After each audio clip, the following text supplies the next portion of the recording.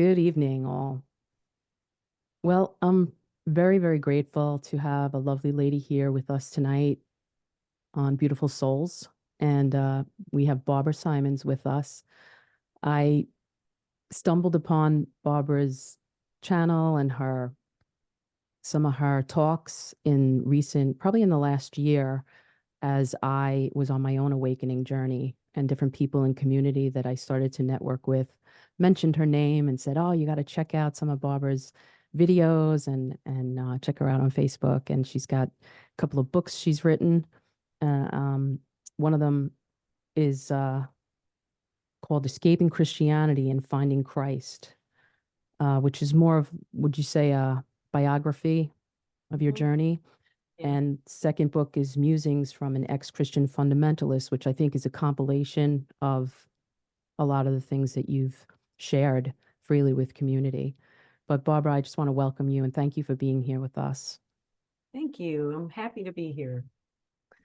I know you do a lot of interviews. I'm noticing that you're, being asked to do a lot of interviews more lately too. And but I'd just like to ask you how your awakening journey started out of fundamental Christianity, and then just a little bit about what defines fundamental Christianity for you. Okay, so um, a little background. We were involved in fundamentalism from the time I was 5, because a little neighbor girl, my parents' best friends, had a daughter that after a couple of months after being born, she was diagnosed with terminal cancer. The mother had had a little bit of trouble getting pregnant, and so they put her on fertility drugs because she had 2 children, but then stillbirth after stillbirth, miscarriage after miscarriage. So they put her on some experimental drugs, and lo and behold, the baby ended up having terminal cancer. Um, Long story short, she was radically healed and was written up in the medical journals as the miracle baby Well, in Milwaukee, Wisconsin. It's quite an amazing story. But after that, we were slam dunked into fundamentalism and attended, home churches and Bible study groups and my Lutheran church and Full Gospel Businessmen's Association and Jesus People meetings. And I mean, the list could go on. We were at everything because we were so hungry. And as a little girl, I didn't go into the children's church and I didn't, play with the other kids. I sat on the floor in where the adults were because that was the level of my hunger and my deep immersion into Christian fundamentalism. And I draw a distinction between regular Christianity and Christian fundamentalism. Fundamentalism, and I had to learn this the hard way, is a little bit more radical in that, you have to speak in tongues and be born again and operate in the gifts of the Spirit, and you have to be baptized, you have to take communion, and there's just a lot of baggage and dogma associated with those beliefs. But I believed in them, hook, line, and sinker. And I write in my book that I walked into this one meeting when I was maybe between 8 and 10 years old. And it was down at the War Memorial in Milwaukee, Wisconsin, which is this beautiful artistic sculpture structure where the meetings were being held. And when I walked in the room, I mean, I would be impacted by waves of energy, and I could feel it. It was very visceral to hmm me at that point in my life. And people were being healed and legs were growing out, and all this wow. stuff. Judy, my parents' best friend's daughter, had been healed of cancer, and so the expectation was just so high. And so I walk in and I feel this visceral, palpable energy all over my body. And the pastor gets up there and he talks about salvation. And he talks about the rapture, and he talks about being left behind, and he talks about the steps to make sure that you're safe. And what I write in my book is that when miracles happen, they tend to validate whatever system of belief you find yourself in. And why not? I was talking to my nephew the other day about being in the deliverance ministry. Holy cow, we saw so many miracles. I was the head of deliverance ministry at my church, and we had people travel in from all over the region, and some from California and the East Coast. And so the word spread rapidly about this ministry team that was having incredible success and seeing many healings. And yet, deaf ears open. I mean, just incredible, validatable, if that's a word, verifiable things. Just to clarify, deliverance ministry, for those that aren't involved in church life, would be where demons or exorcism, uh, Right. demons are cast out of people, correct? Right. And we saw many, many deliverances, healings. We saw things happen over nations that changed the course of nations to this day. I mean, it's unmistakable. And, I get asked the question, well, how come you don't do that anymore? And, my answer is that within charismatic fundamentalism, within the sphere and the scope of those beliefs, dogmatic, fact, truth, that whole mixture, things work according to their rules. So there is And that's spiritual law. undeniable. Would you I'm say sorry. would you say there is some type of spiritual law or universe law? Well, it's an egregore. Wherever people are gathered and they worship, and they give of their time and of their money, and they sacrifice, and they worship and give of their emotions. We are creator beings. We have God inside of us, and whatever we focus on and give emotion toward, we create. So it's almost like, it's going to sound weird, but it's almost like AI. A system of belief will create a God, will create a deity that is fed by the sacrifice, the honoring, the worshiping of it by other people. So, but it's not just religion. I mean, sports teams, Sure. universities, Right.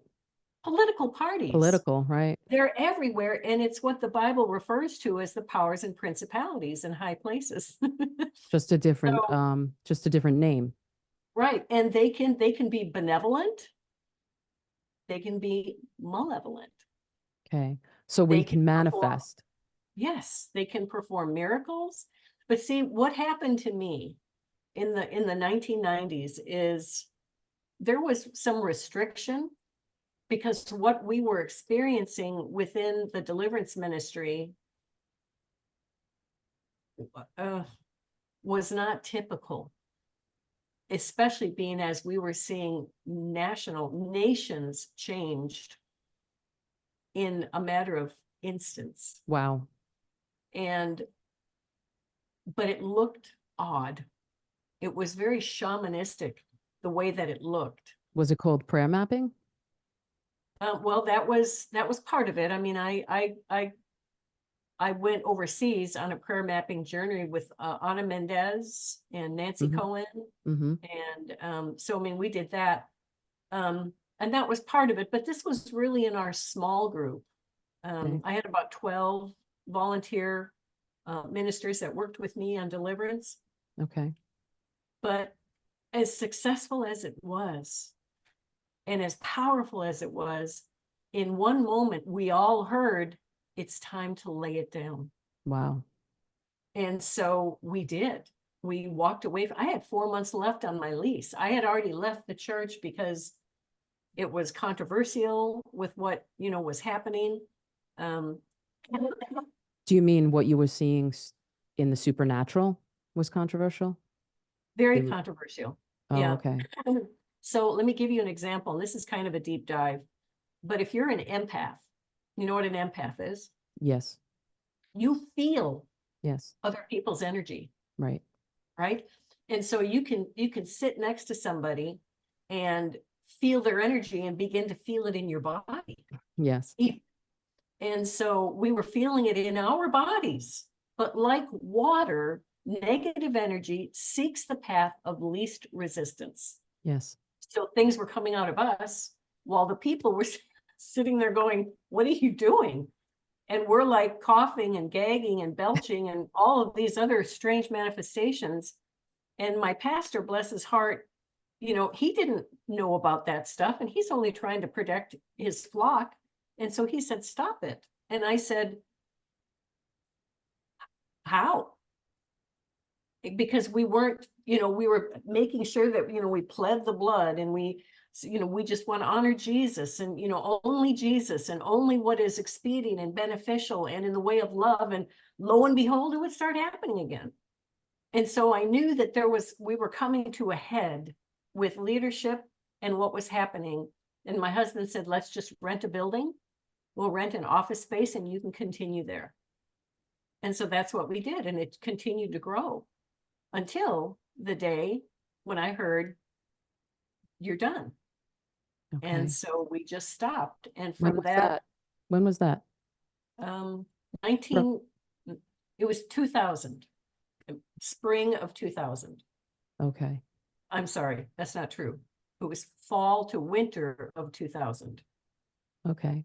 And I in the same way, in where I came from, Long Island, New York, we saw a tremendous supernatural movement, I'll say, of the spirit in the 90s. I came to later find out, when I got involved with astrologers and New Agers in recent years, that there was a tremendous move energetically amongst them in the 90s. I thought it was just confined to the Christianity realm, Right. but it was universal. Mm-hmm. And then something, Absolutely. well, it's only astrology too, but go ahead, continue. But it's cross-cultural in so many different areas. And I think the latest, of course, we saw moves with the Jesus people and with Oral Roberts, and we saw these things happen incrementally as well as consciousness expands. But there comes a time when you have to surrender and abandon the old wineskin Yes. convention Yes. in favor of the now thing. And forgive me, I have terrible allergies. No worries. I have so many questions already. And so in that place of abandoning convention, it was like I opened up something to come in and to, for lack of a better word, to enlighten me over Okay. many disciplines. I know a little bit about a lot. I felt like I was really pollinated by something divine in a lot of different areas, but I didn't settle into any one thing. Okay. All I knew is that the key to moving forward was unconditional love and non-judgment. Awesome. And we have to learn how to rein in our emotions, because that is a determining creative factor in what we have around us. Okay. When we focus on something, I call it like the car is emotion.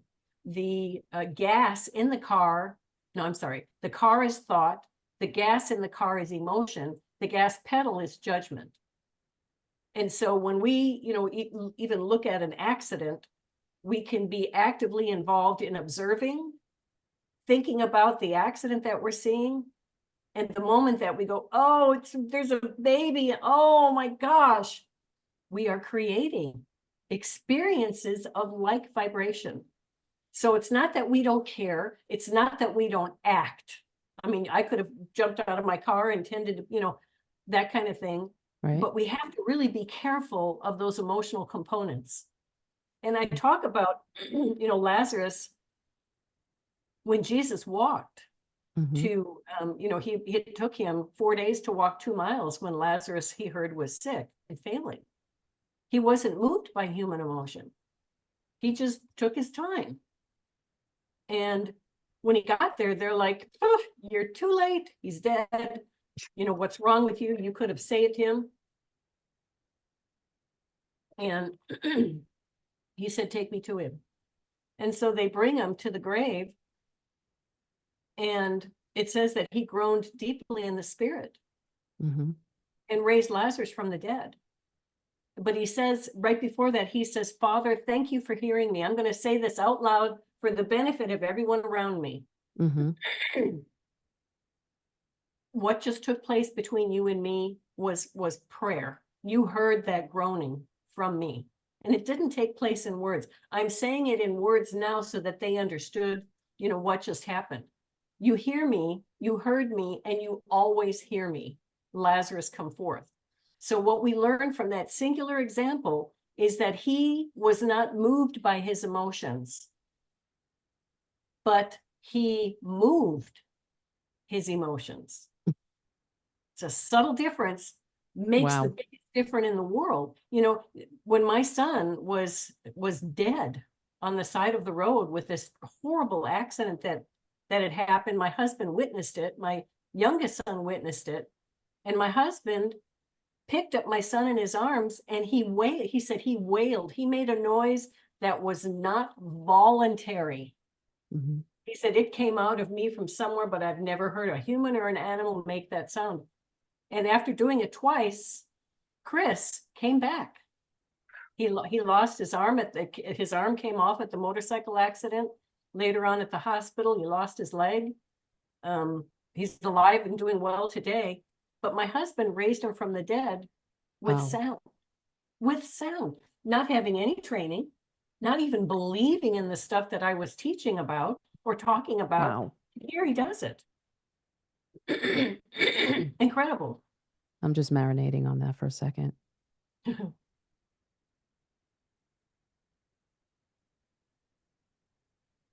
You, if we could back up, there was so many things that you talked about there. And to say possibly that we might be speaking to those who are still in institutional church right now, that might be feeling this sense of a pull or an awakening or that opening of consciousness. How would you define consciousness? Because it seems like it's one of these words that nobody can really define. I've listened to sages, I've listened to, you know, yogis. How would you define consciousness? It is a curse word, as I label, there's a lot of curse words in Christianity that we shouldn't say and we shouldn't delve into, we shouldn't, and sacred cows. So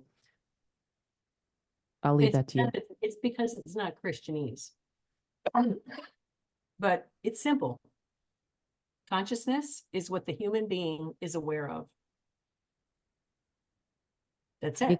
Makes sense to me as a nurse because when someone's unconscious, they're not aware.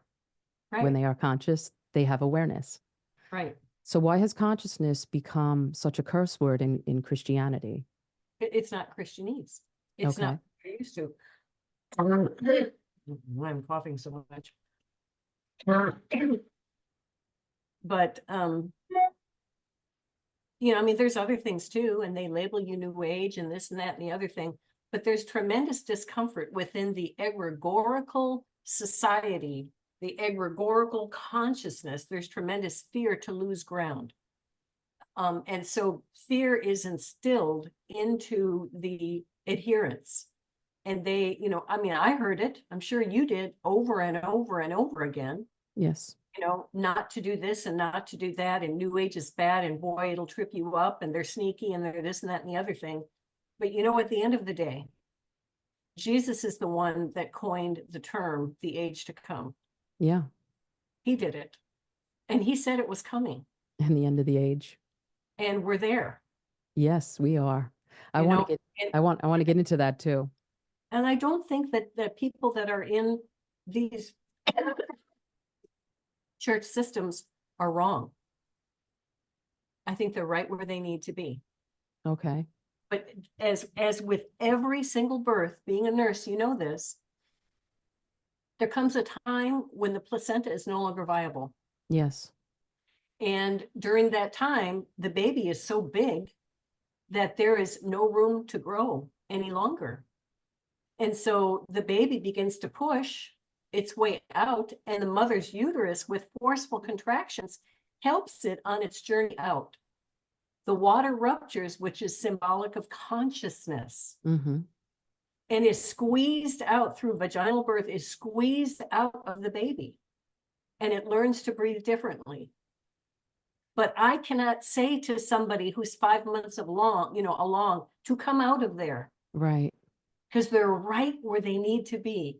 And the mistake that we make as transitioning, deconstructing Christians is that we think we have to proselytize still. Mm-hmm. And we don't. All we have to do is appreciate where they are. Yeah, there's an Someone told undoing. me today, we need to get your book into the hands of the church. And I'm like, it doesn't work. I've done that, and I was beaten up pretty bad and bloodied by trying to get others to see as I saw. And all that is ego. Yes, it I is. either trust in the plan of the Almighty Creator in everyone's life, or I don't. So I just need to go on my merry way and do what I want to do. Learn what I Mm. want to learn. I no longer burn books on my barbecue. And I Right. did that back in the day. That's embarrassing, but I did. Okay.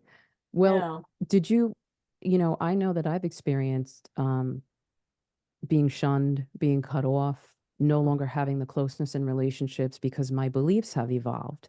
Mm. Not so much my judgment of the church and where people are at there, but where I am.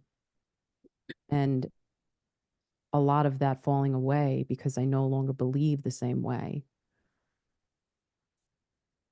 I guess that's just par for the course. Absolutely. It's an energy that we have to experience.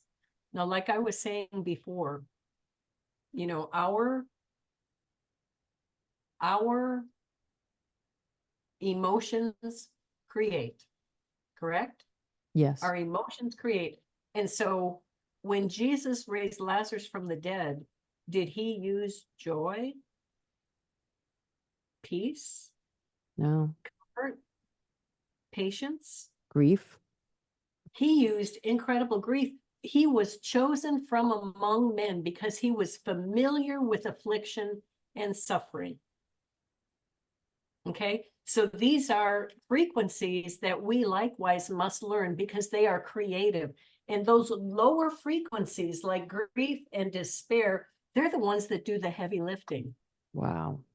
when it comes to creation. So we need a full palette filled with all of these different frequencies of emotions. And this is profound. I think it's in the book of Philippians where it says, there is a lack of suffering and affliction in the body of Christ that must be filled up in my body. Yes. So when I read that, I thought, what the heck? Why? Why? Isn't this the victorious overcoming life? Why do we have to suffer? There is a lack of suffering and affliction that must be filled up in my body. There's a lack of suffering and affliction in the corporate collective body of Christ that must be filled up in me. When my son had his accident, I was in the emergency room contemplating. They came to me and said that he had lost so much blood. His blood pressure was 50/20. He had had his arm ripped off. There was so much damage to his leg. They said, we have to take it off because there's no time. We can't fix his leg. There's no time.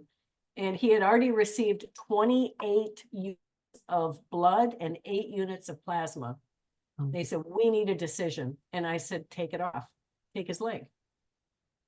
And the doctor rushed back to the surgery area. And I stood up and I started walking around and came to a saltwater aquarium. And it was a Sunday in the Top Trauma Center in Houston. And it was full. Our family was out in the hallway sitting on the floor. So I'm walking around, it's packed, and I'm looking at the saltwater aquarium. And all of a sudden, I had this feeling of lifting up and out of my body, not far, maybe 1.5 or 2 inches. And I was outwardly calm, but inwardly hysterical, thinking, how is he going to learn how to walk if he doesn't have a left arm to work with his left prosthetic leg? I was rushing way far ahead and inwardly hysterical. And I heard a voice speak to me. Mm-hmm. And the voice said this, Barbara, it is time that you remember. Mm. that he chose this experience. And so did you. And all of a sudden, boom, I could feel myself standing on the ground again. And I went, no, I didn't. What mother would choose that for a son? What person would choose to miss an arm and leg? No, this cannot be true. And the voice continued and said, your thinking is flawed because you think you chose these things as a human. Mm-hmm. You did not. From before the foundation of the world, when I made known the mysteries to you, when all was revealed to you, you had a choice on what you wanted to experience in this lifetime. Because there is no suffering in vain. All suffering has value. Yes. And that verse in Philippians came back to me about there is a lack of suffering and affliction in the body of Christ that must be filled up in my body. And it began to make sense in some way. It was years before I was able to digest what had happened, what was said in that room. But there's not one person out, you know what? I don't want your stuff. Mm. And I'm sure you don't want mine. Right.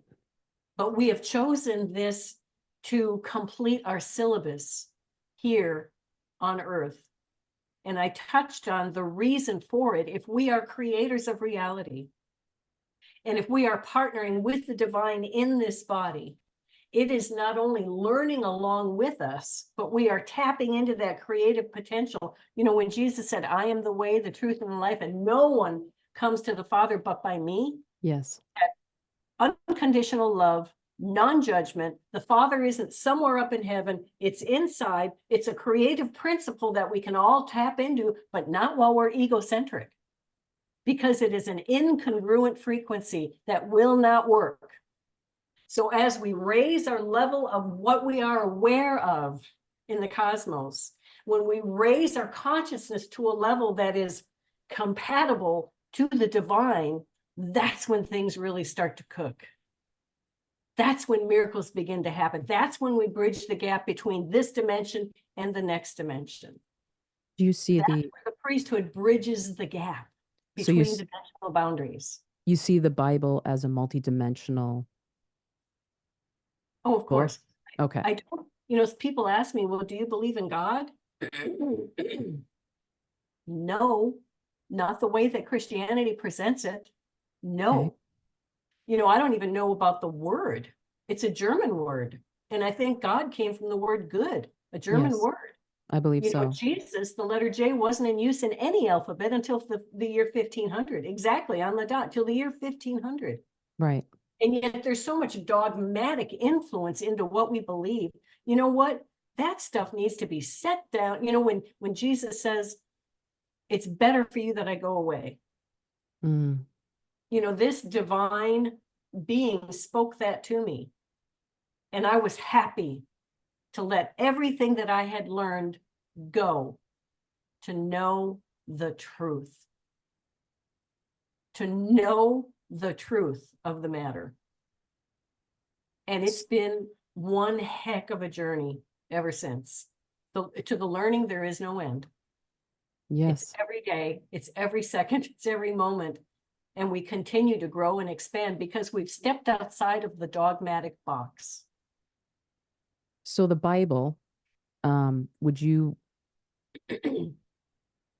and the name of Jesus, I know this could be so hurtful for Christians to hear people coming out. And I'm starting to realize there is numerous hordes of people moving out of fundamental Christianity right now. Um, I did hear you share about one day hearing, should I even worship the name of Jesus? Should I worship Jesus? We know scriptures that speak at the name of Jesus, every knee will bow and every tongue will confess, and Jesus Christ, the same yesterday and forever. And Paul's writings talk about, following Jesus, this name of Jesus. Just leaving Christ aside, because we'll talk about that in a minute, but how do you see that? as far as that being in the Bible and that word Jesus, that name of Jesus. Well, it's not in. It's not in there. And anyone, any initiate who wants to discover the mysteries will begin with that name. It's not there. Okay, The so there, letter J is not there. But that said, there is a lot to be gleaned within the Bible and within dogma. There just is. At the name, every knee will bow. You know, I mean, I went back and I looked at that and I pulled apart, you know, the etymology and the word origins and everything. me too, me But to too. me, what that means is every ego, every human will bow Yes, at the coming of Christ in his temple. And we're told not to look out there when they say he's out there, not to look in the field, not to look in that building over there. It's because it's internal. right. It's internal. So yeah, I So but we got stuck on this name and this concrete concept of a man that came to Earth. egregore, Okay. it's what it is. It's what Yeah, it is. yeah, And I'm not saying it's bad, but it is a contrived, it is a creation of mass consciousness as it focuses in that direction. And if Jesus were the person, okay, so Deepak Chopra talks about the third Jesus. The first Jesus was historical. The second Jesus is the Christian Jesus, which does not look at all like the first Jesus. It's what Christianity says he is. It right, is not true. right. And the third Jesus is the cosmic Christ, which is the end. You know, when I teach about this, and this is really an interesting understanding that Christ is not a man.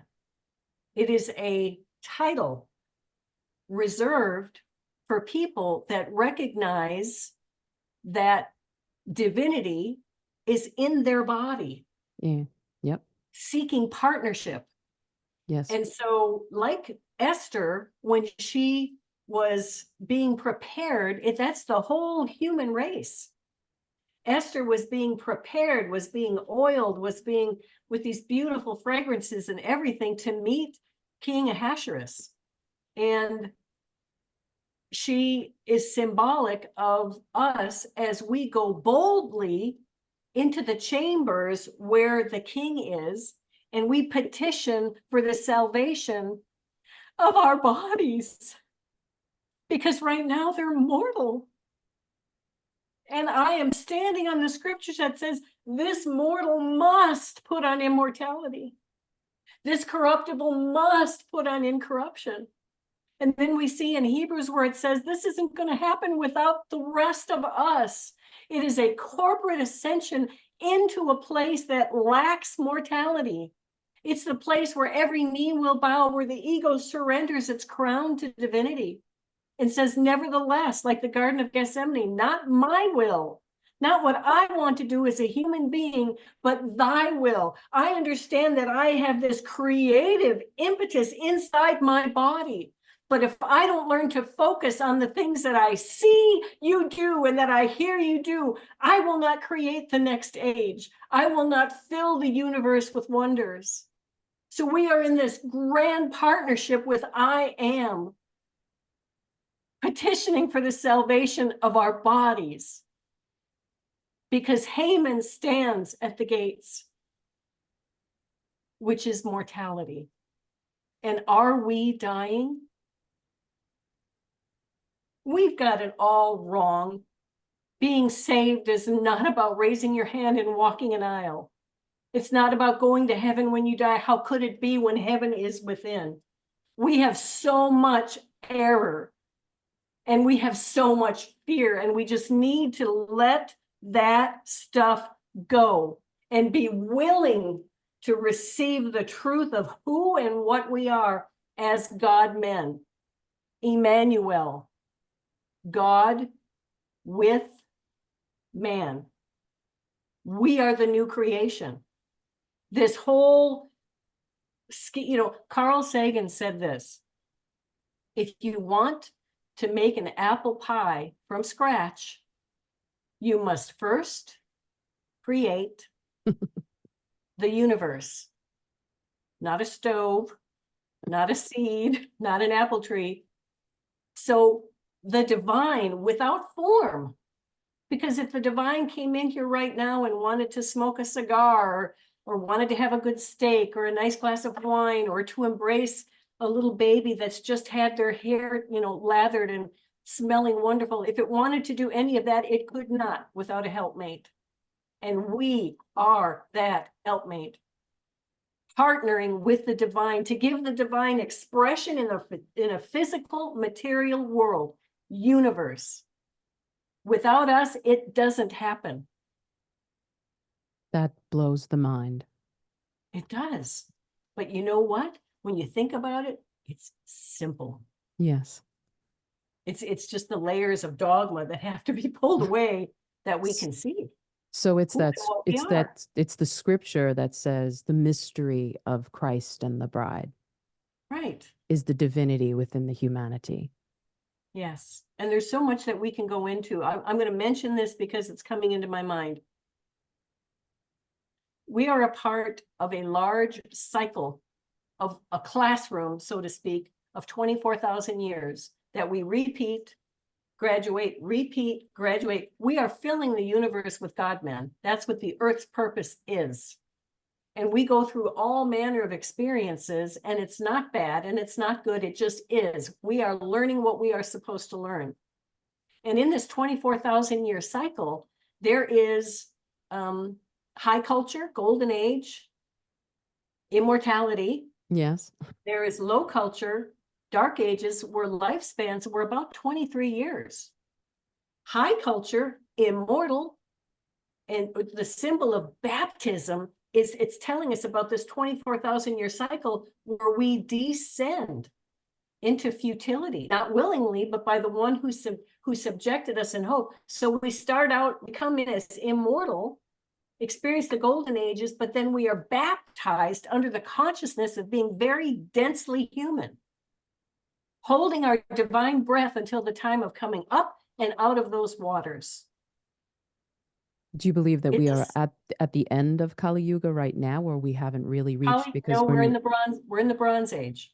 okay. And, we know that the golden age lasts for several thousand years, so we're just not that far away. But it's all beautiful. It's all perfect. I forgot the whole reason why I went into that, but, About Christ with the mystery of the bride, but you were on a oh, yes. So in this 24,000 year cycle, the brain is whole. There is no bicameral mind. The brain is whole. There is no corpus Oh, callosum. wow. Story in the Bible, the Red Sea parting, is about the installation of the corpus callosum so that man could become completely separate, dual in the knowledge of good and evil. And what happens is in the 24,000 year cycle is we begin the cycle whole, but then what happens is it splits apart into two hemispheres.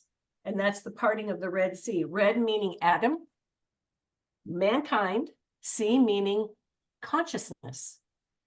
And this veil is, and that's what it's called. That's what the corpus callosum is called. It's called the veil because it stands between the masculine and the feminine aspects of the brain that do not work in tandem. They work separately and apart from one another.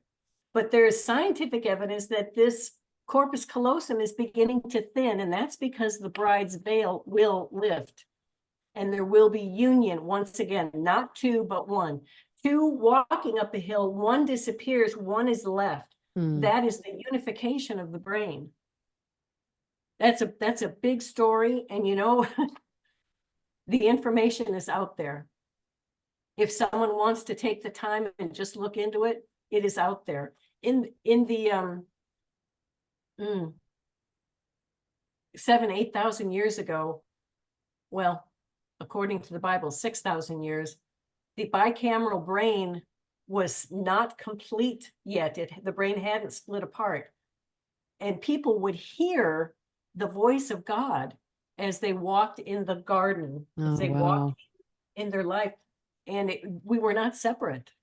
But there came a time when we were going through this devolution that they heard the voice and they ran and their hair turned gray because they were scared to death, because they were no longer in communion with the divine.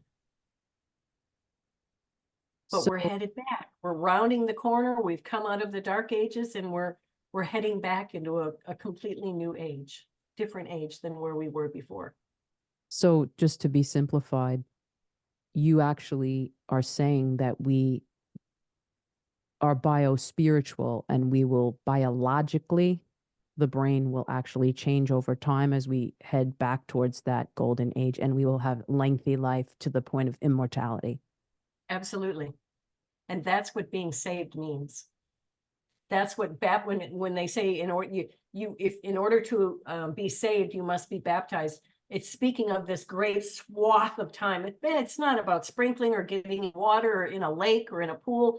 It is about descending and being totally immersed as a human being without that spiritual aspect and experiencing the dark part of humanity. It's all necessary for where we're going. Wow. And It's on a, part of the plan. And for those who can receive it, we do these lifetimes over and over and over and over and over again in 24,000 years. A lot of edits were done on the Bible, taking out references to reincarnation, with yeah. the exception of one in particular, when, Jesus was talking about John the Baptist. Among those born of women has arisen none greater than John the Baptist. And for Mm. those who can receive it, he is Elijah, Elijah. who is to come. Yeah. So yes, right now we don't have the memory bandwidth because we're human and our brain is subject to just our experience. But the part of us that is not subject to the body knows all things. And we can access that anytime that we want through meditation or whatever. But as human beings, we're kind of limited to a certain bandwidth of frequency. So right now, there seems to have been a tremendous force of energy that has come over humanity. Even, well, we know the Mayans had on their calendar 2012 was supposed to kind of be the end of the world and perhaps this end of this Kali Yuga and this period of time where we're turning back the other way. But probably even since 2020 and all that happened in the world through suffering, there's been a sense of great awakening that seems to be flooding over humanity through all genres and all cultures and all groups of people. Do you see that as a that will accelerate now, and that veil will Absolutely. grow thinner and thinner? And time will speed up. And the reason that time speeds up is we're in a binary relationship with a dual star. How can we not have a groom when we have That's a bride? awesome. That's amazing. There's a binary relationship, but it's so far away still at this point. But I attended a conference in October, the conference on precession and ancient knowledge. They talk freely and openly. Many scientists believe that we are in a binary system, two stars, two suns. And the ancients, Aristotle, Plato, Socrates, they wrote of it, that we are in a binary relationship, but it's information that was lost as we curved through the dark ages. If our lifetimes were only 23 years, certainly our intellect was limited as well. That's Mm-hmm. why we burned the books, because we couldn't conceive of life outside of our physical bodies. How do you see that in world systems? I know the astrology has declared, I mean, the astrologers were declaring the end of the age for many years now, and how world systems would be torn down prior to COVID, how world systems were just going to, the, foundations were going to crumble. And now we're hearing this word deconstruction, which is a new word to me. as people are coming out of fundamental Christianity, religions, and other types of fundamental world systems. We see people going towards naturopathic health instead of medicine. We see them, you know, I follow the markets. So, you know, I see a major deconstruction of the financial market coming. And, you know, is that all part of it? And what does that look like after that? Well, Will there be more of this sense of oneness and non-duality amongst humanity as there is an ascension growing? our pattern is birth. And so, I don't know about you, but I had 3 babies and I was a little out of my mind. I didn't have um, good Lamaze training, but I didn't take any drugs either. So I was Same, like, ah. same. And yeah, my first son was stuck. He was almost 10 pounds and he was stuck in the birth canal. And Oh, I was a wow. little itty bitty. And so they had to come in and pull him out with forceps. But, there sure is a lot of turmoil and chaos at a time like that. And I think it's only natural, but it doesn't compare to what you hold in your arms. Right.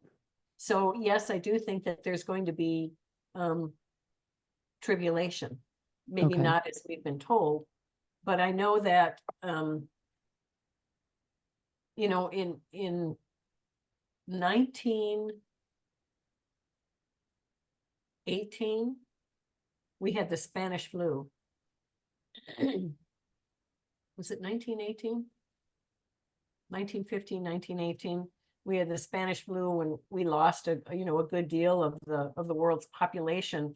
And everyone thought, oh my God, but we have had such incredible advancement in human consciousness since that time.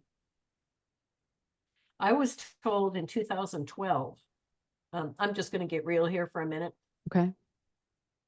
but I had the flu twice in one year, 2011, 2012. I had the flu twice. I had pneumonia. I had 2 ear infections, bronchitis. It's crazy how sick I was. And so I was sitting here at my desk and I was thinking, I should get the flu shot. I can't go through another year like that. And so I was just trying to do a little research on it. And all of a sudden, I was apprehended by this presence. And it spoke to me inside and said, it is necessary for you to get the flu at least once every 10 years, for that is how your DNA evolves. There isn't one sickness that you have that is not traceable back to your DNA. Ask. And so I went online and did my research, and sure enough, even sexually transmitted diseases are in your DNA. Every virus that you have leaves a marker. Hmm. And when you look at a picture of some of these viruses, you can tell that they're made. One in particular has an icosahedron for a head and has Hmm. a stem for a body, has Hmm. legs that look like this, that come out, that has an injecting thing that comes down and injects serum into your DNA. This stuff is highly, highly intelligent. Intelligent. Yeah. And we are on a timetable. We are not victims here. We have created this whole experience for ourselves as a part of that great I am, to learn, to experience. And this one, I thought it was interesting. Icosahedron is a 20-sided sphere, Okay. equilateral sphere.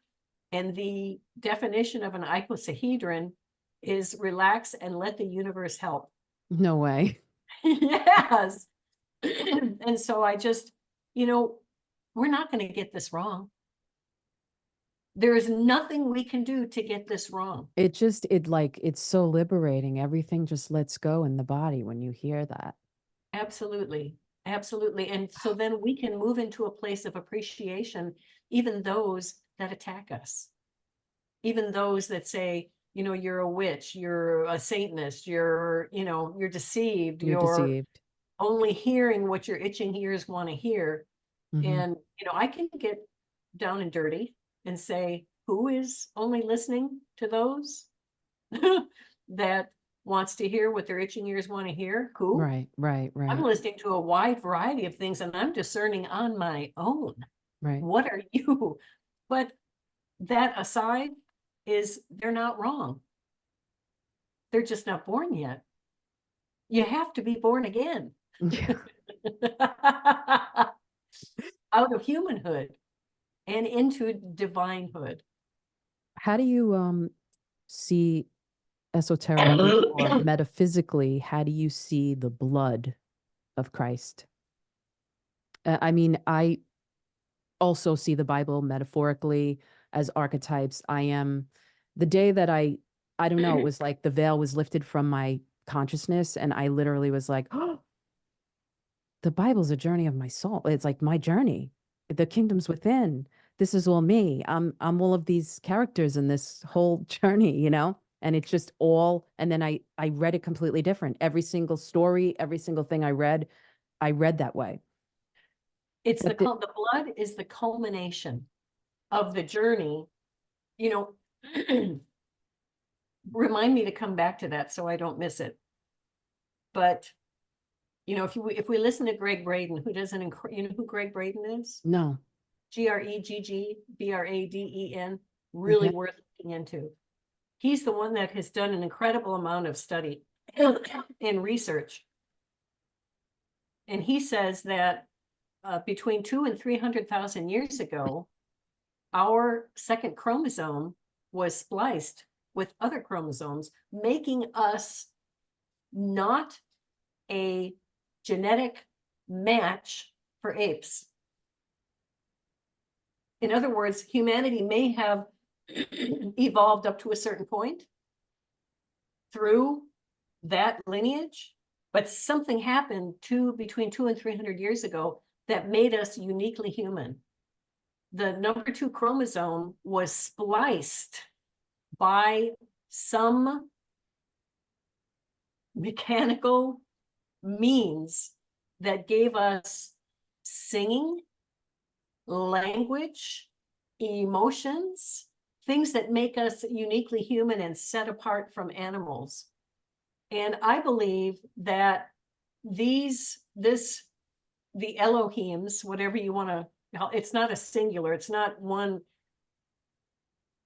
The Elohims had worked diligently for billions of years to create not only a material universe, but a servant, a bride, a helpmate that they could join with. And so I just think the edict went out and was sent for a host of, you know, the best way I can to describe it is like when you're in high school and you have to do a science experiment. Well, there were, you know, 2-foot hobbits on the earth at the same time as 8 and 10-foot hominids. How do you explain that? They didn't evolve up this chain. They were here at the same time. There was a lot of different forms that were here for consideration until they found this one that had great potential. And the genetic material was spliced. And at that time, that's when I believe Mary, or that means wished for child, that to me metaphorically means the entire human race, was overshadowed. And an arrangement was made where they said, hey, we want to overshadow you. What does that mean? We want to overshadow you, and you are going to become pregnant with a holy thing. Divinity was going to enter the bloodline. And she said, let it be unto me as you have spoken. And boom, Christ penetrated the DNA molecule. But it could not come in its fullness. This is where the Bible talks about a deposit. Because if the fullness came in at one time, it would blow the delicate circuitry of the human nervous system. So it has been growing in modicum for a long, long time, just like the mustard seed in the garden. And one day overtaking the garden. Let's go back to the garden. Spreading the blanket over Ruth, Boaz spreading and protecting and loving his helpmate. I mean, that's where this is going. That's what this is about.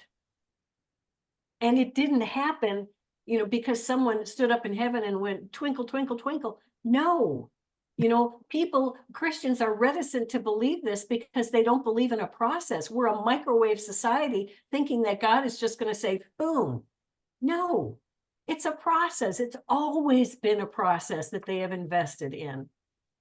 Do you And believe we're in the midst of that process. do you believe we just keep doing this process over and over? I believe that the earth is a school. Mm-hmm. I believe that there are those just like in our universities that graduate and they come back to help teach, like student teachers. I think that that's what the original historical Jesus was. I think he was a master that came back to help show the way, as do I think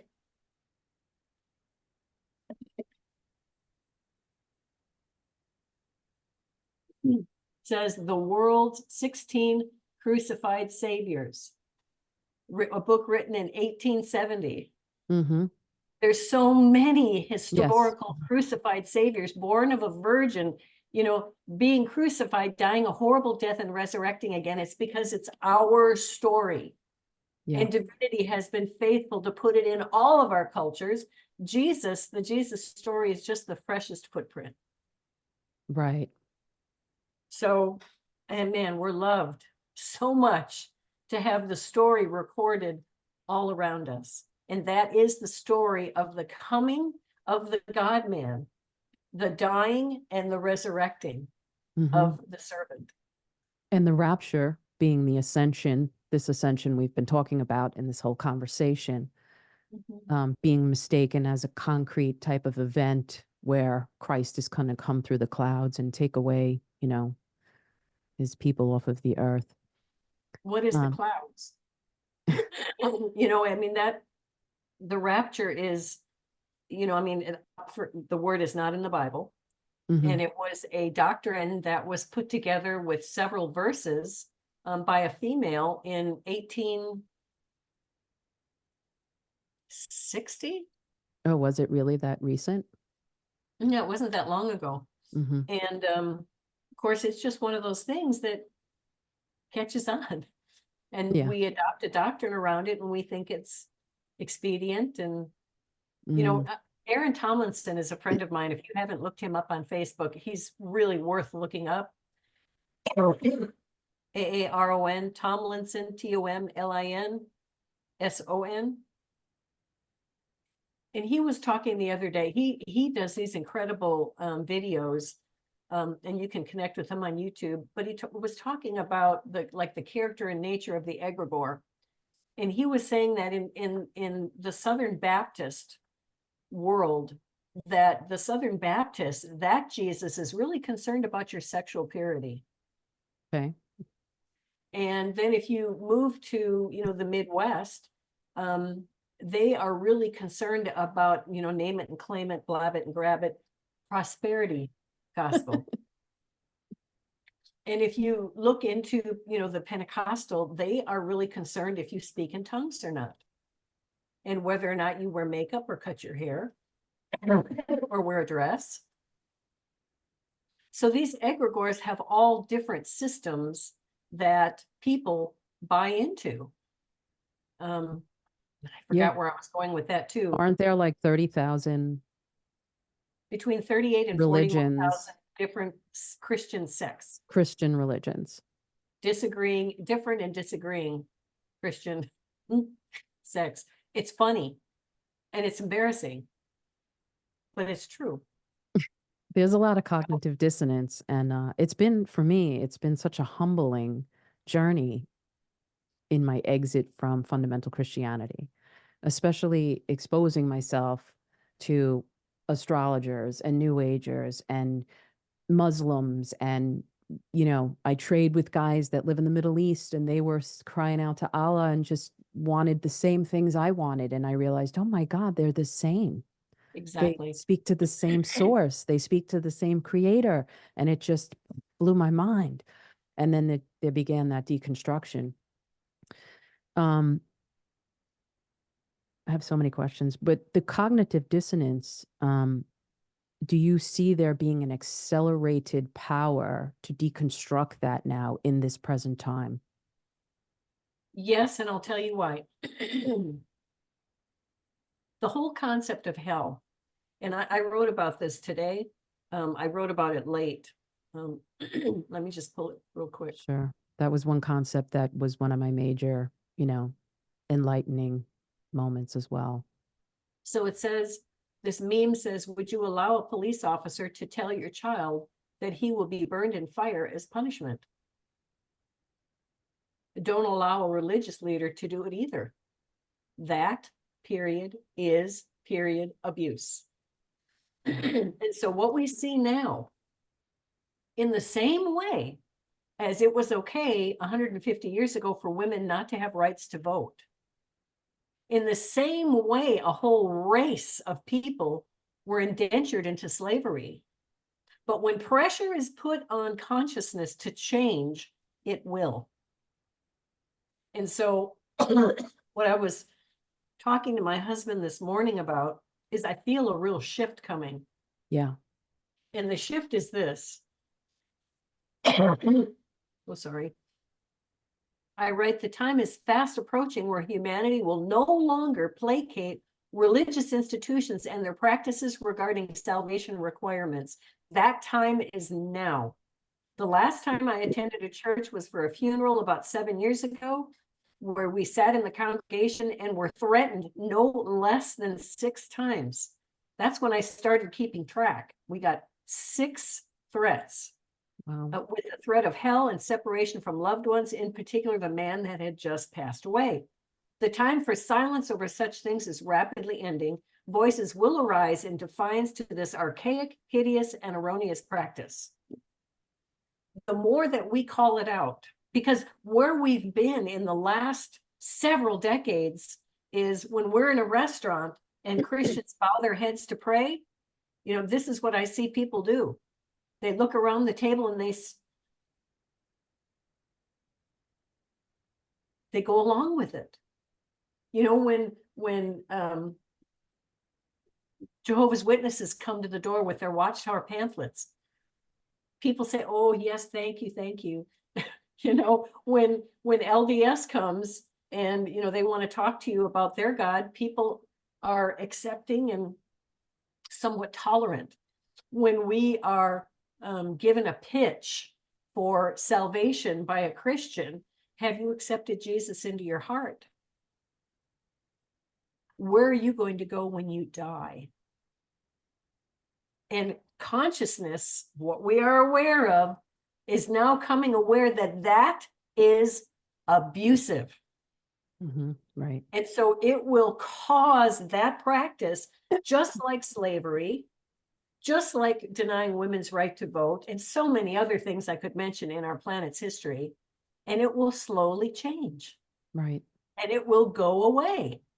Because Yes. it is, just like within Mormonism, it was okay to have a polygamy.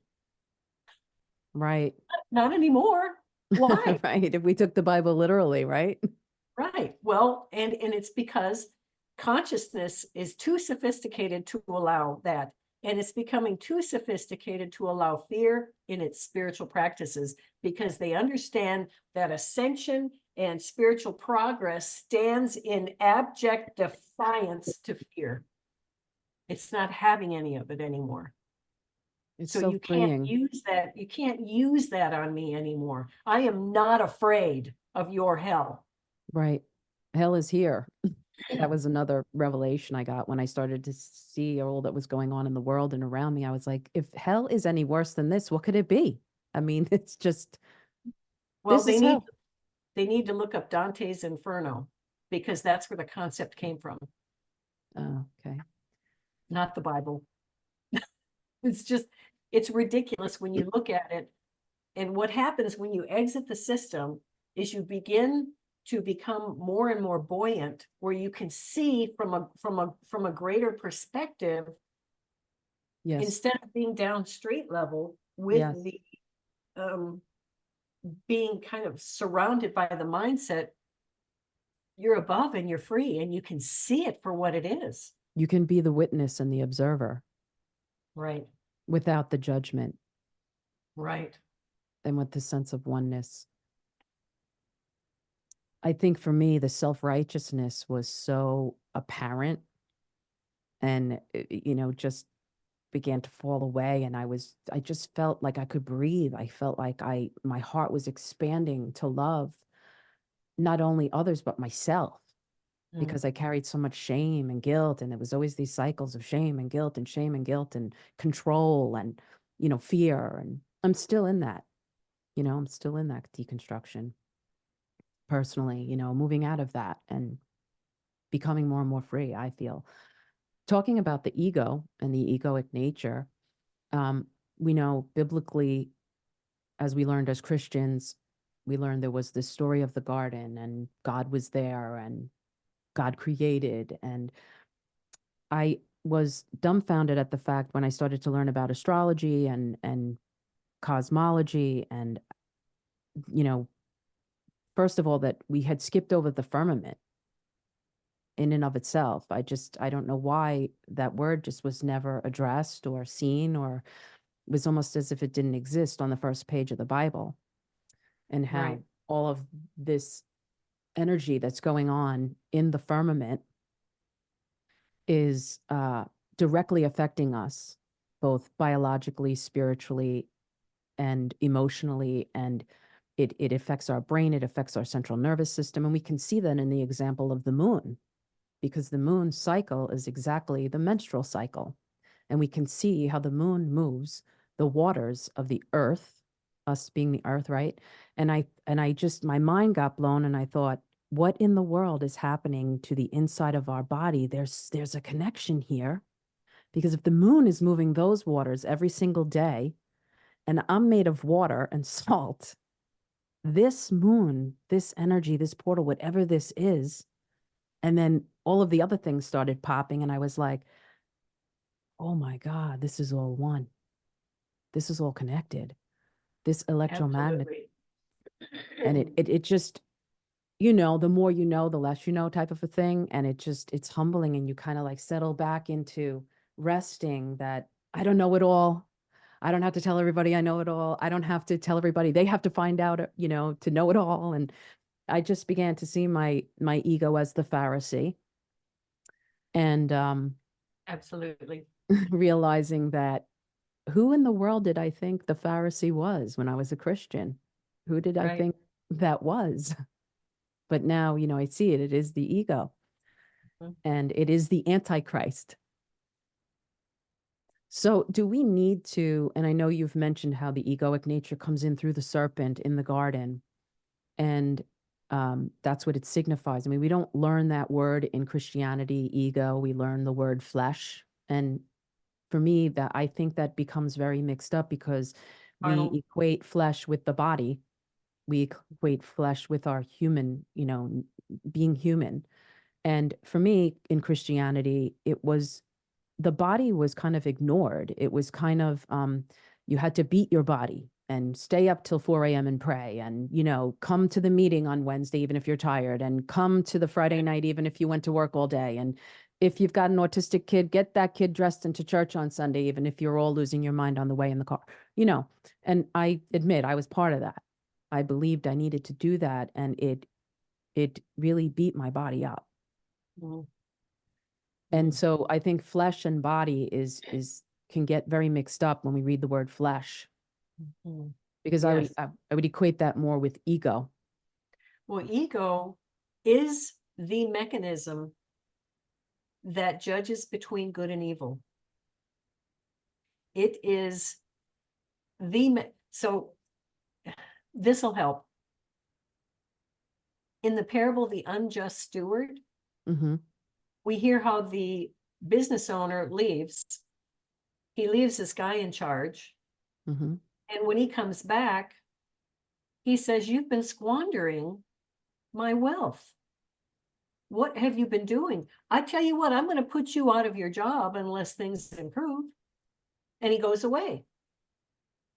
And the business manager, not the owner, but the business manager thinks, oh my gosh. So he calls in all of these vendors, these receivables, and he says, hey, you owe me for, I'm going to get the numbers wrong. You owe me for 80 gallons of oil, make it 20. Goes to the next guy, hey, you owe me for 50 sacks of grain, make it 25. He systematically reduces the receivables across the board. The business owner comes back and says, well done. You have been wise in the ways of the world, Mm. and you have made for yourself friends so that when you transition from this place, you will go with them into eternal shelters. So, how do you figure that out? How is it good to reduce a bunch of debt? Our Father, who art in heaven, hallowed be thy name. Thy kingdom come, thy will be done on earth as it is in heaven. Give us this day our daily bread. Forgive us our debts as we Yes. forgive our debtors. So the wealth that was being squandered was forgiveness of debt. Wow. And he says, you've been wise in the ways of the world. That is the function of the ego. The ego is to be a servant to the divine, is here banging it out in the meanwhile, learning everything it needs to learn, being disobedient, being egocentric, being selfish, being all of these things. But when it comes right down to it, it has been wise in the ways of the world, and it has made for itself a room in eternal shelters. So the ego dies the death. That's what the symbol of the cross is. The life of self gives way to the life of the divine, dies the death, but doesn't stay in the ground. Right.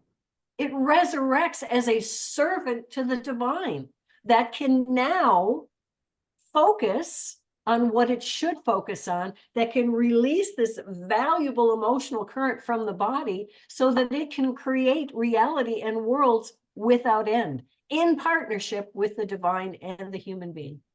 Wow. These are new revelations. Isn't that, I mean, that is to me, so when we hear buffet the flesh and, crucify and blah, blah, blah, blah, no, it is a helpmate. It is the mechanism within the human being that knows and judges between good and evil. And according to Hebrews 5, Paul said, you are babies.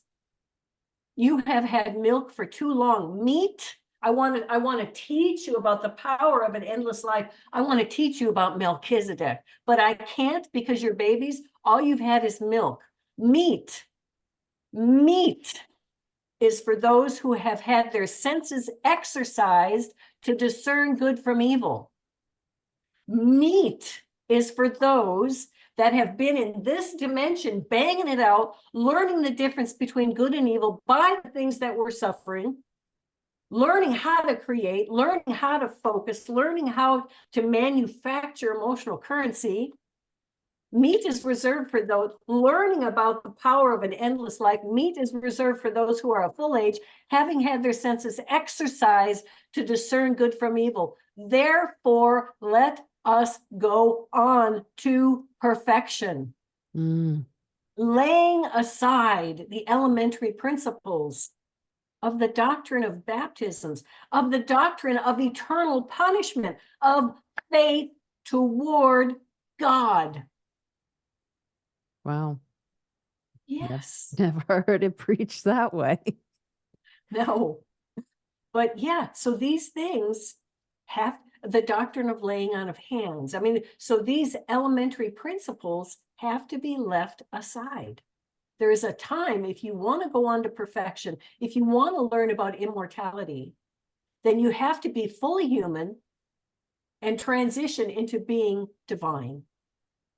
You have to lay aside these things, understanding that your education here on planet Earth was purposeful. Everything that you have learned with your child, everything that I have learned, as painful as our experiences are, we are reaping the treasures of those dark places. Those experiences are serving us. and will continue to serve us. Even darkness is light to God. Right. And he created it all, which blows the mind too, because we have to come up with some reason there's darkness and it can't be God. Light and dark, it is the same to thee. He Right. created the waster to destroy and all the weapons of his arsenal. Both light and dark are created. There's vessels for nobility and vessels for ignoble purposes. You know, it says that there are those that are wells that have been created that are wells without water, Mm, whose hmm. whose Wow. destiny is destruction. Let me ask you about that because I wanted to ask you how you, knowing these things and now living them, how do you deal with narcissists in your life on a practical note? I think being aware, consciousness expanding, I am aware of who and what they are, Okay. and I know what they serve, because Okay. the dark threads in the tapestry create contrast. They are necessary for our immersion and our existence in the realm of the knowledge of good and evil. It's purposeful. We are supposed to be here. You're not a victim of them. No, that's absolutely right. And the way that we transition that age is by understanding that we're the ones that are creating it. By our misapplied focus. We are the ones that are creating it So because we are God men. if someone was to ask you, are you God? Yes. Okay. Yes. I'm asking it. Unequivocally, I'm yes. asking it. God is within, what is it, 8.5 billion souls? Oh That's my amazing. gosh. Our Yes. potential Yes. is Yes. beyond our understanding, our understanding, the potential of that. So going to Romans 7 and 8, when we talk about that struggle that goes back and forth between the darkness and the light and the, succumbing to the, whatever, and coming to that victory. And it says, for those that live by the law of the spirit of life in Christ, what is that to you? Well, it's being free from the letter of the law itself and surrendering over to something that is seeing from above, seeing from a greater level, understanding and being aware of the purpose for all things, knowing that we can't get this wrong, knowing that we have nothing to fear, nothing to fret about. And if we do fear and fret, we need to understand that we're propagating and creating the very environment we're trying to get out of. Even when you speak it, I just feel like the cells in my body, I feel like my body lets go of tightness. I feel like I can let go and I can relax in knowing that identity, that the kingdom is within, that I am where I need to be. Everyone really is where they need to be. So Absolutely. we don't have to fear people into things or ourselves. We don't have to control. We don't have to worry. We don't have to change anyone's mind. We just have to be where we are. Right. And we relax into that, and things organically come to us. You know, when there's no striving, that axiom that says when the student is ready, the teacher appears. I Right. can't tell you when I left Christianity, how many books showed up in my mailbox. How many voices I heard to say, buy this book. Or when I Mm. would go to the store, I would see a book and it would literally almost just get light when I saw it on Mm. the bookshelf. Or when I Synchronicities too. Synchronicities. Oh, big time, big time. You know, I had one of the most profound synchronicities happen to me in New York City. We were on Monday, we were in Connecticut having dinner with some customers of my husband's. And there was a husband and wife that we absolutely adored in the group. And I felt, and the other couple, not so much. They were fundamentalists. Okay. And I really didn't think that we could, the couple that we got along with were not customers. The fundamentalists were customers. And I didn't think that I could, be so excited And so when we left, I said, oh, I wish I would have gotten Carol's information. What a lovely woman she was. And I just said, well, if it's meant to be, it'll be. Well, so Saturday night, so Monday, Tuesday, Wednesday, Thursday, Friday, Saturday night, we're in Manhattan. We are outside of Mamma Mia getting ready for the doors to open. And here comes this guy walking by me, and he was the husband of Carol. Wow. And I went, and and then he was gone into a sea of people. And I told Lyle, I said, that was Jay, the guy we met the other night. And he just said, yeah, you know how many Italian men are in this city? There's 8 million people in this city. And I was like, oh, maybe it wasn't him. So then now here he comes 2 minutes later walking by, and I grabbed him by his coat, and he looked at me, shocked. And I said, Jay. And he said, hey. And I said, oh my gosh, what are you doing here?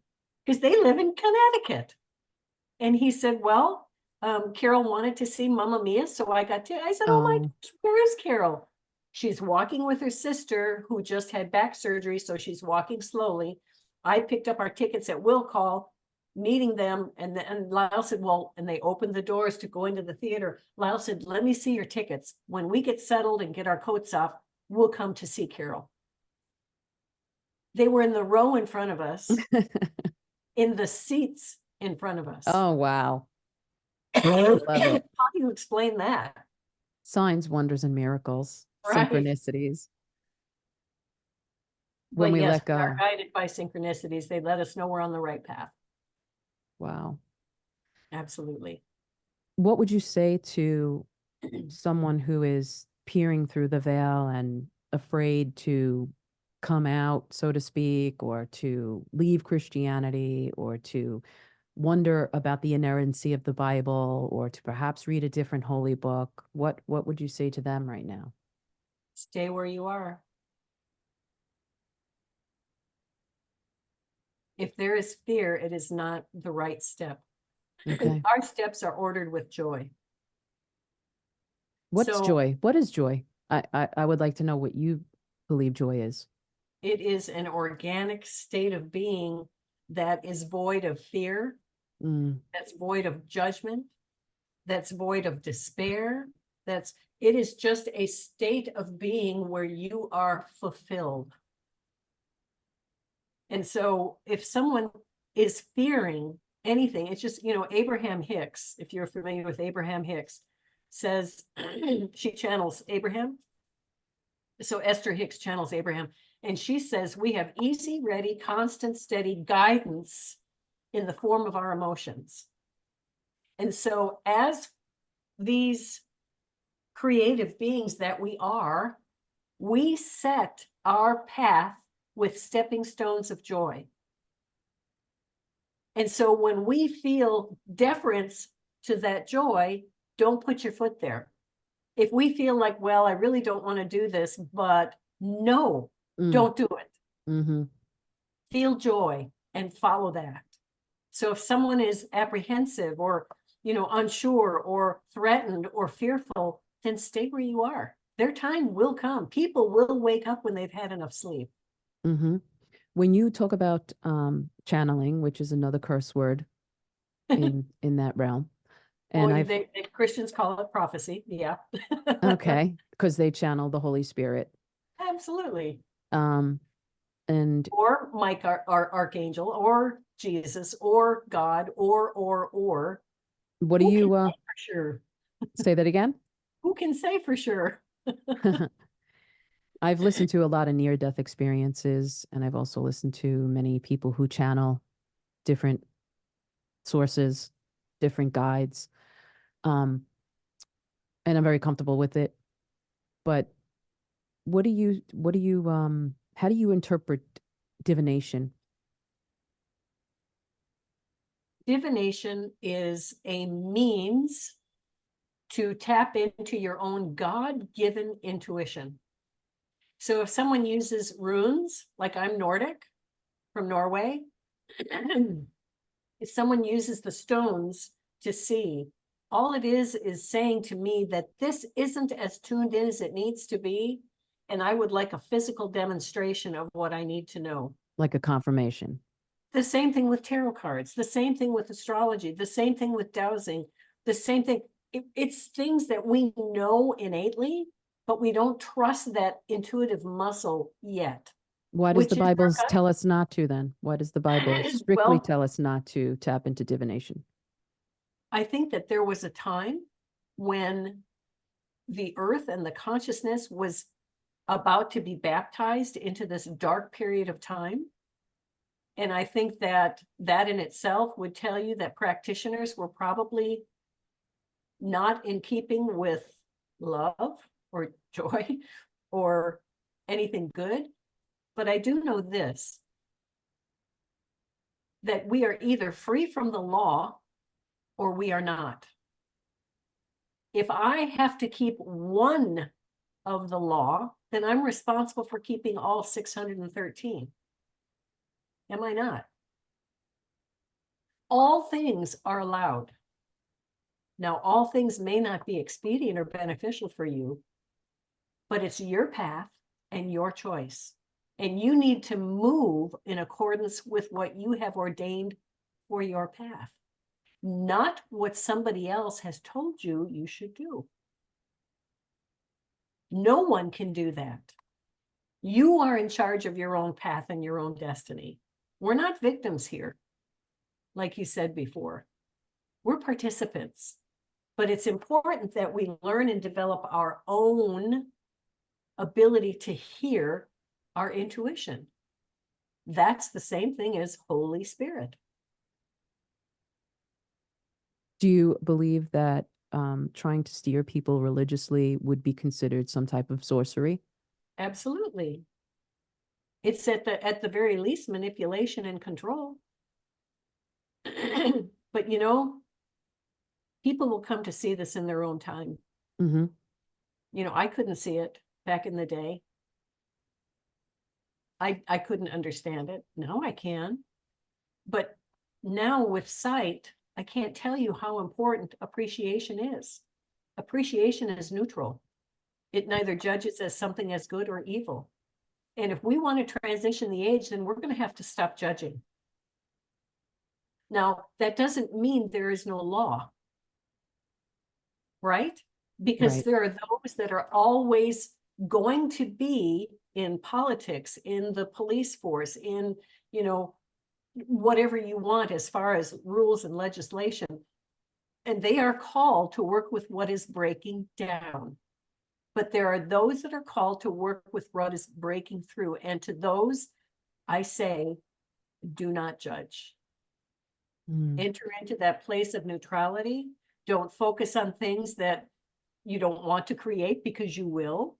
Focus on things that you want to see and be the change that you want to see. You know, I asked a woman, she was my mentor back in the 1990s.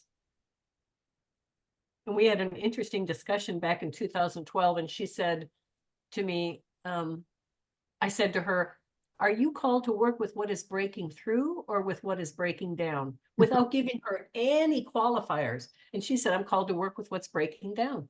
And at that point, I knew right where she was. Wow. And I didn't talk further on these things unless she asked. And she said to me, Barbara, you cannot tell me there's no hell because I've been there. You can't tell me there's no Satan because I've stood toe to toe with him. And I said this to her, these things will appear externally as long as you need them to, because the ego needs to see a projection of these internal realities. They need to see them projected so it has understanding, because the ego focuses and works on the mechanism of discerning good from evil. So it has to see an externalization of these principles, but they are in fact internal and unseen principles of human consciousness. Heaven, hell, Satan, you know, Esther, King Ahasuerus, King David, you know, Moses, and the list goes on and on and on and on and on and on. That's us in our journey through consciousness, typified by all of these archetypes that are outlined in the Bible.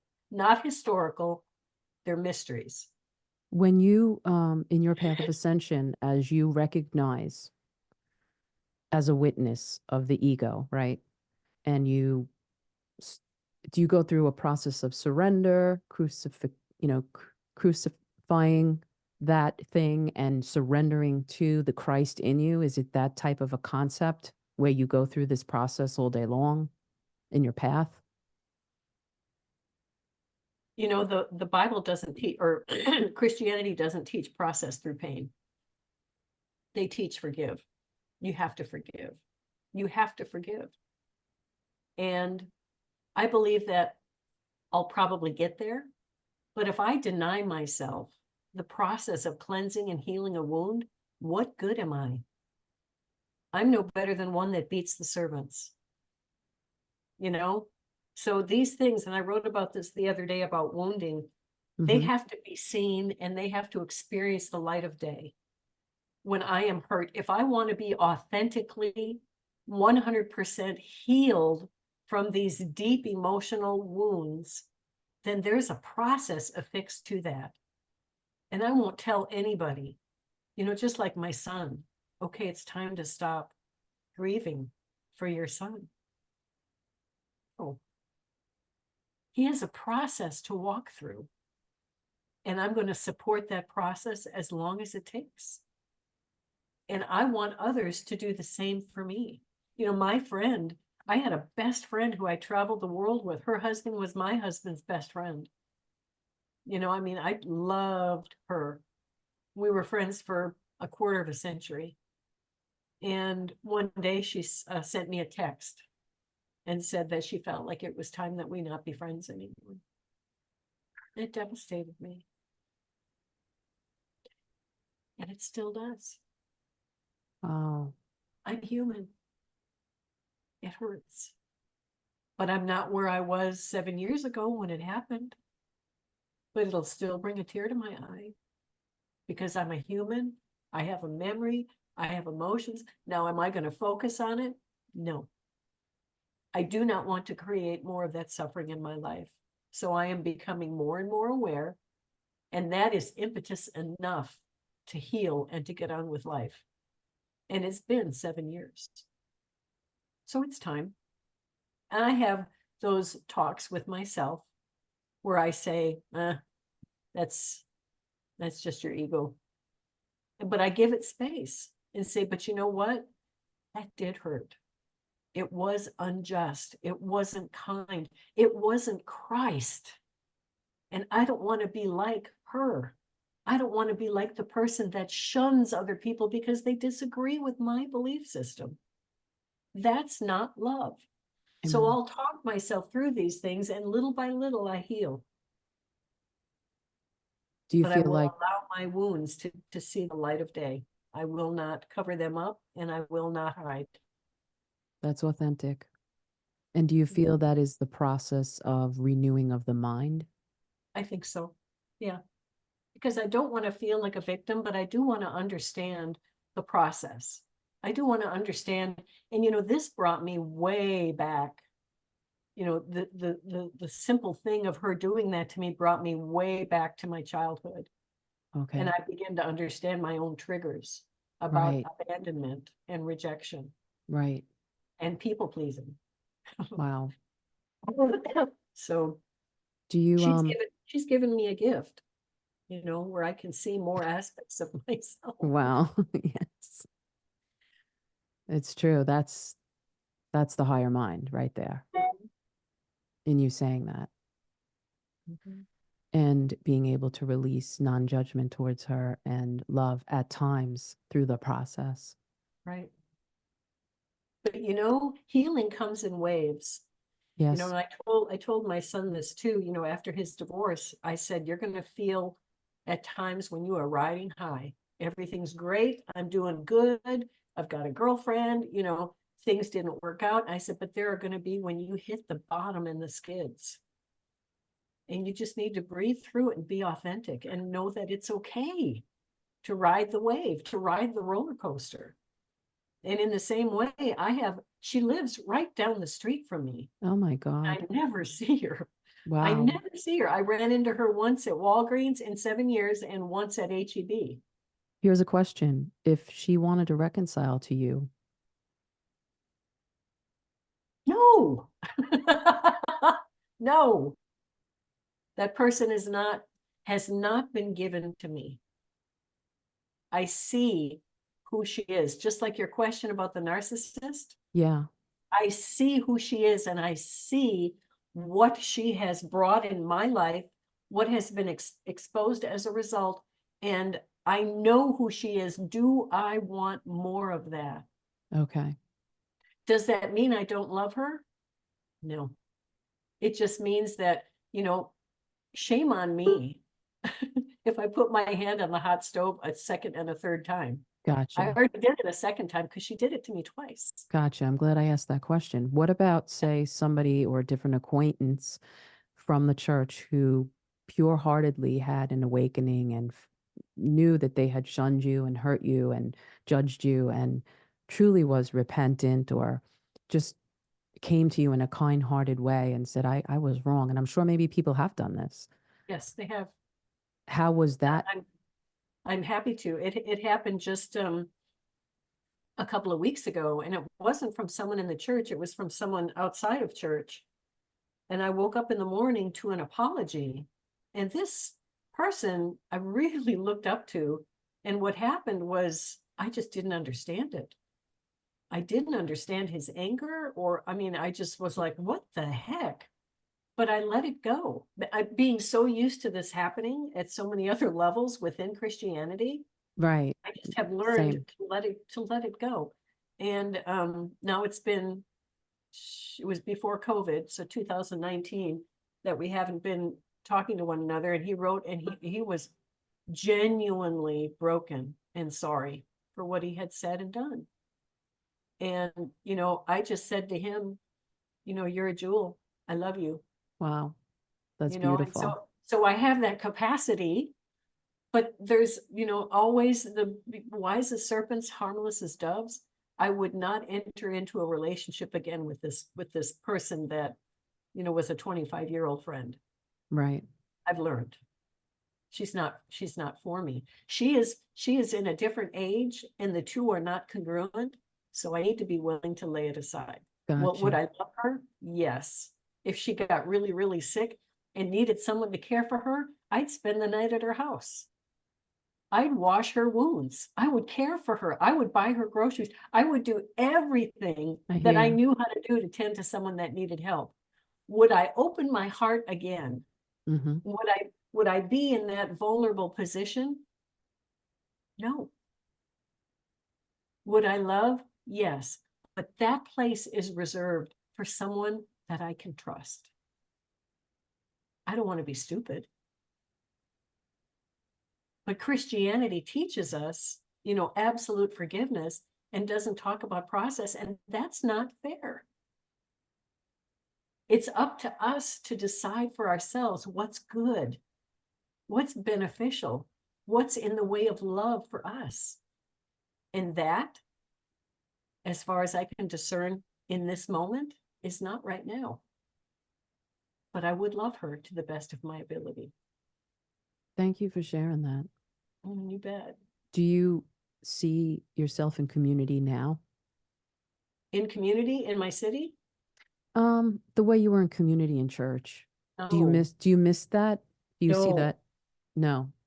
no. In fact, someone said to me today, you really need to get your book in the hands of the church, and you really need to tell them these precious truths. And I just said, well, you got my book. You should read chapter 1. Because it's about a deer caught in a hog trap out here by our house. I've heard that story, but you could share if you want. Well, it's just a great little story about we had some hogs, and they tear up our yard. I mean, they'll tear up an acre or two at a time just in our backyard. And so Lyle, my husband, set the hog trap and forgot to put forgot to put a little bit of diesel in with the corn. other animals, deer and raccoons and possums and things like that, although I don't think they eat corn, they're not attracted to the cornmeal if there's a little bit of diesel, but the pigs don't care. You know, these huge hogs, they don't care. They just eat up the cornmeal.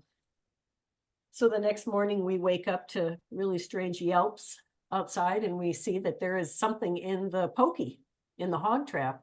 And we had a 185-pound Great Dane at that time. He ended up getting to be 208. He's a huge dog, beautiful dog. And he wanted to get outside and to investigate. But when day broke, we saw that it was a buck. Wasn't a hog. So we kept Harry inside the Great Dane, and we went out, and I was like, no, it's beating itself up too bad. We're approaching it. We got to stop. And Lyle was like, we need to get it out of there. So we kept on approaching the hog pen, and the buck was snaring its antlers and moving the whole, I think it's a 6x4 foot, 6x3 foot cage. He was snaring his hooks in it and causing to move it several inches every time he rammed his head into it. And Lyle got his belt around the spring-loaded gate and pulled it open, and it was wide open for the buck to leave, but he's on the other side, you know, facing the other way. And Lyle said, you need to go to the other side and spook him so that he'll come back this way and see the open door and leave. So I get to the other side. I'm walking slowly. I don't want to disturb him. And he's ramming his head up against the roof of this steel cage. And he stopped. And he was looking at me, and we were eye to eye, and couldn't have been more than 8 to 12 inches apart, you know. And I'm looking at him, and I'm bent over a little bit, and I see that from him trying to jump through this, the cage has like 4-inch squares. From him trying to jump through there, he had just badly tore the sinus cartilage underneath his eyes, and there was bubbles and blood coming out where he was breathing heavily. And I was just looking at him, and he held my gaze. It was touching, spooky, strange, emotional. And I looked at it, and I started to get tears in my eyes. I heard something, and I looked down ever so carefully, and I was seeing the blood drip from his nose, and it was padding and hitting the ground. And just from the little while that I was there, there was a puddle of blood about that big, because it was bleeding profusely. And I just looked up again, and I said, you're okay. Beautiful boy, you're okay.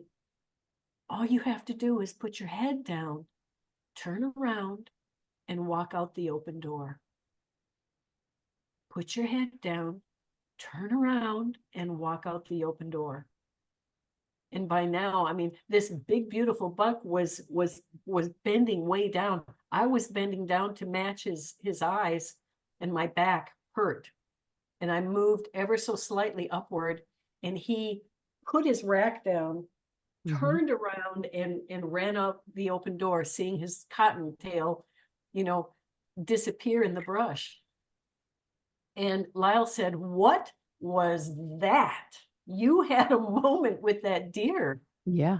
And as we walked into the house, I knew that I had just seen an analogy of me within the church structure, trying to beat against the structure instead of putting my head down and walking out the door. I was trying to change people's minds. I was trying to get them to see a different way.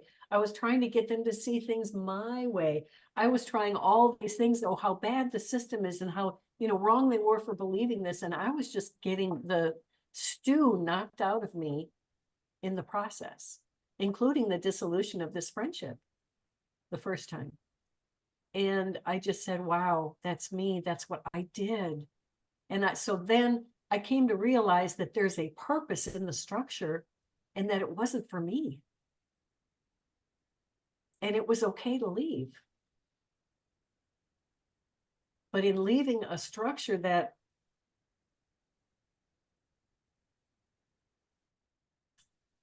egregorical, there's going to be a backlash. Mm-hmm. And I still experience some things. I'm used to it by now, but it is what it is. People are where they are.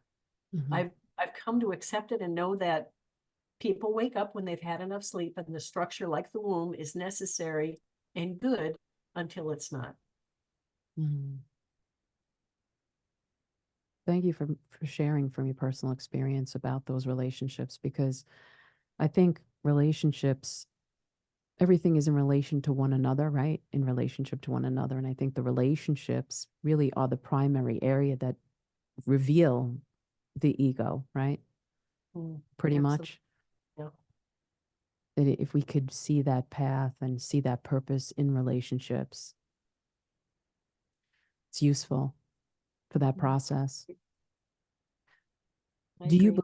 do you believe that we have endless lives, or are they limited to the point where we get to a place of ascension and we are in heaven? Well, we have some patterns with Enoch, that walked with God and he was not. Right. So we know that it's possible. But from what I understand, we appreciate this isn't my term, the deliciousness of human life. There's nothing like it. Mm-hmm. From what I understand, the multiverse around us petitioned the beings that are non-physical, petitioned for the honor, the right, the pleasure, the privilege to become human. Wow. And, that's why, a lot of our DNA is, it's not necessarily human. They don't know where some stuff comes from. But I think we're from the multiverse, and that we find this the most expedient path to learning. And that anyone that can come and to feel love and joy and peace and patience and kindness and, joy and sorrow and despair and hurt and agony, I mean, all of those things are highly desirable by non-physical beings. It's only in our ego that we say, oh, I never want to come back here again. Yes. But the minute that we transition into the next dimension, we're plotting our return. Wow. You know, Wow. yeah. I've really enjoyed this time together, and it's been very enlightening and deep.